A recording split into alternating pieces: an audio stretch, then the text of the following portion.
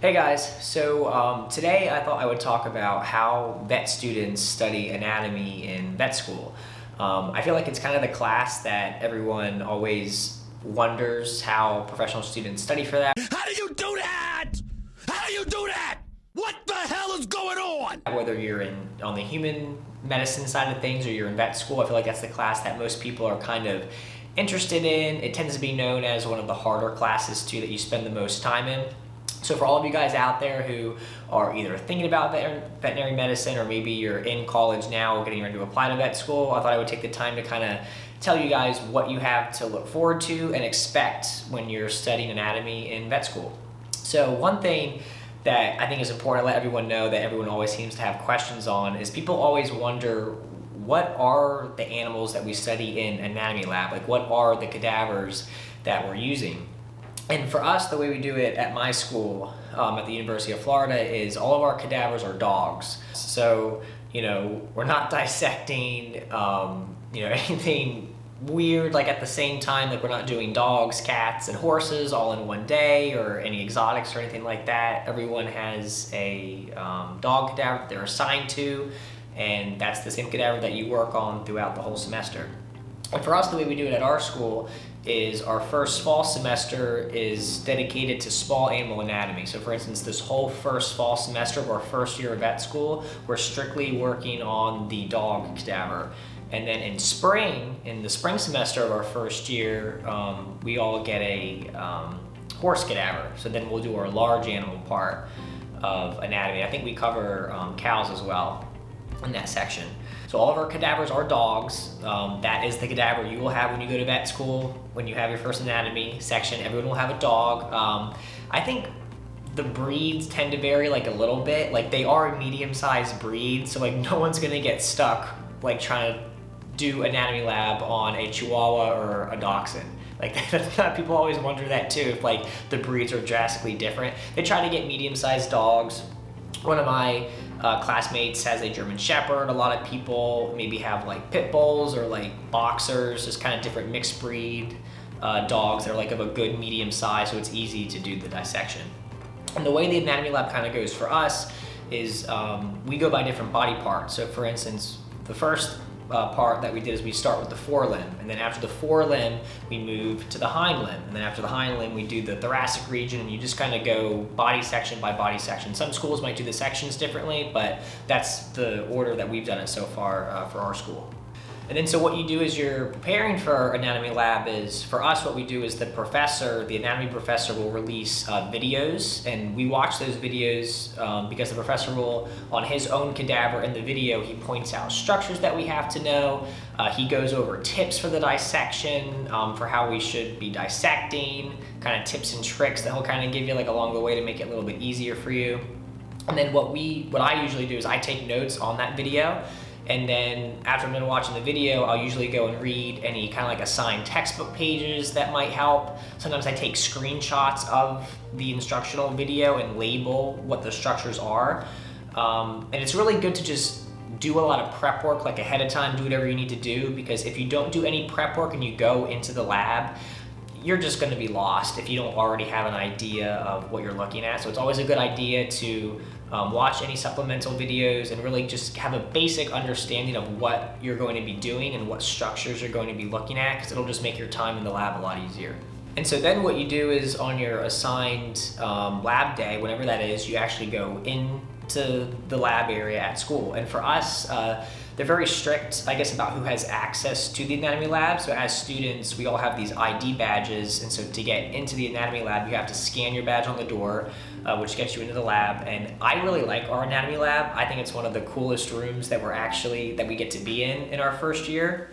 It's this giant room, and it has all these different animal skeletons just kind of like scattered like about the room. So overall, it's just like a pretty interesting room to be in. And so then what you do is once you get in there and kind of get settled with your group, is you have to go and get the cadaver that you've been assigned out of the freezer. And our freezer is this giant freezer. It has these giant doors that are from the floor pretty much almost all the way up to the ceiling.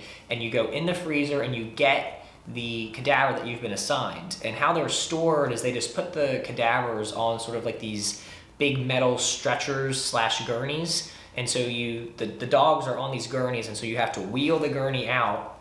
You take it to your designated area that you're assigned with your lab team members. They split us all in groups of 3. So it's 3 people assigned to each cadaver. And you take the cadaver out of the bag, which is usually the hardest part because they're decent sized dogs. So you have to take the cadaver out of the bag, and then you just leave the cadaver on the dissecting table and you start doing your dissection.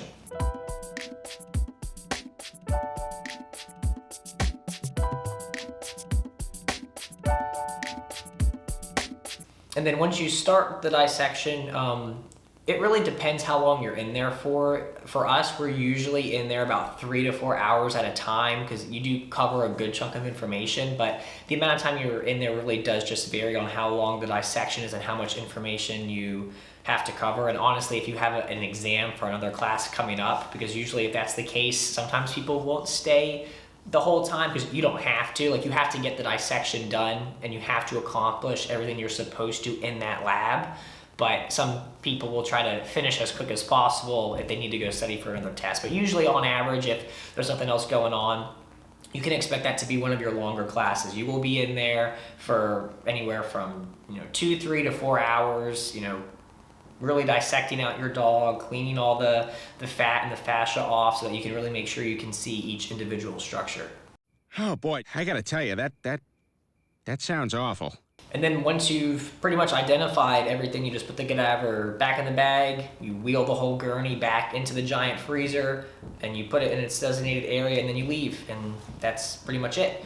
And the cool thing about our school is that even though you're there 3 to 4 hours, the lab time sometimes really isn't a time to actually learn all of the information and the structures you have to identify. It's more of a time just to get kind of more of a base understanding of where things are located and how they all orient and fit together. And then what you can do is a lot of people come back into the lab just after hours, because for us, our anatomy lab is actually open 24 hours, so we have 24-hour access to the lab. So some people will go in there pretty late, sometimes 7 to 10 p.m., 11 p.m. at night, and just kind of review the structures that they learned during the week or during that day, or especially if there's an exam coming up, you'll find a lot of people in there late at night just reviewing all the structures. And so once you've learned all the structures and everything, then it's time for the exam. So for us, our first exam was just on the forelimb. So the information that we were responsible for is we had to know all of the muscles in the forelimb.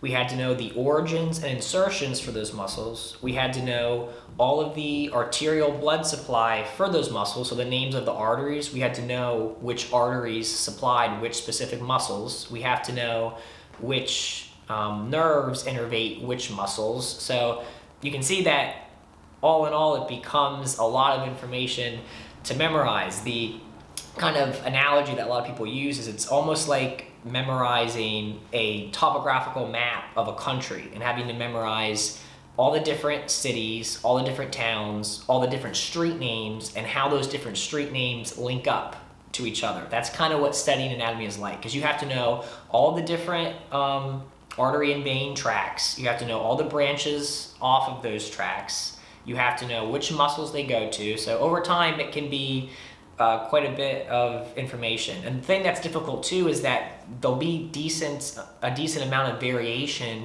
between your cadaver and someone else's. And that's the tricky part, is that you spend 3 to 4 hours, every single lab session just looking at your specific cadaver. So that's why the biggest tip, I'll give to you guys, anyone who is going to vet school or maybe is currently in vet school, is do your best to try to look at different cadavers, because someone else's cadaver is going to look just anatomically a little bit different than yours, but that will really help you for when test day rolls around. Because on test day, what the anatomy professor will do is he takes all of the cadavers out of the freezer, and all of those cadavers are used. All the cadavers that other students are dissecting, that your classmates are dissecting on, they're all used on the test. So you just kind of hope that everyone's doing a decent job, because the professor is going to pin structures in the cadavers that you've been dissecting for that time.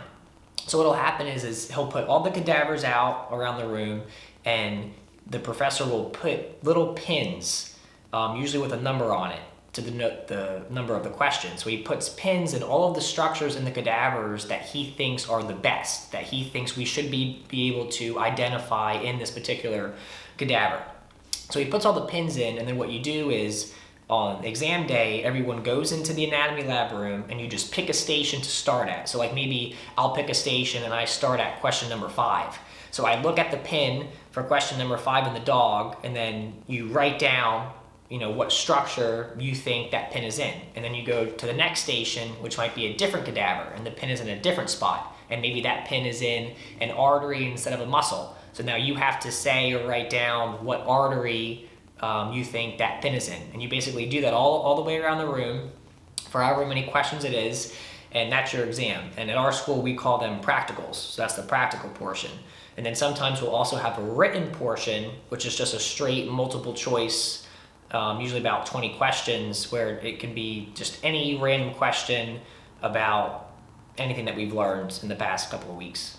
So that's pretty much it. That's how we study anatomy in vet school. Let me know in the comments if you guys have any specific questions about studying anatomy or how we specifically do it at our school. I'll do my best to answer them. But that's pretty much it. Thanks for watching, and I'll see you guys later.